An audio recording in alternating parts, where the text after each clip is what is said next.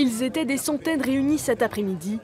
Des gilets jaunes partout pour crier sa colère, mais aussi un appel à l'aide de la part de beaucoup de professionnels qui protestent contre la flambée du prix des carburants.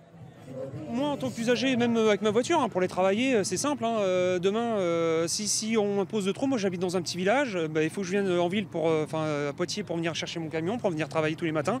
Et quand je pourrai plus. Et puis je serai au chômage, et puis voilà. Parmi les manifestants, plusieurs ambulanciers. La taxe carbone n'est qu'une des nombreuses raisons de leur présence.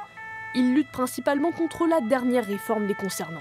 Le gilet jaune ambulancier aujourd'hui, c'est un ras-le-bol qu'on ne soit pas écouté, parce qu'on est considérés comme des ennemis alors qu'on est des partenaires de l'État, des partenaires de la caisse primaire d'assurance maladie. Les gilets jaunes, c'est pour dire stop, à un moment donné, écoutez un peu ce qu'on a à vous dire. On n'est pas là que pour gagner de l'argent, on est là pour défendre aussi les intérêts de tout le monde, et c'est uniquement dans ce but-là que moi aujourd'hui je suis ici.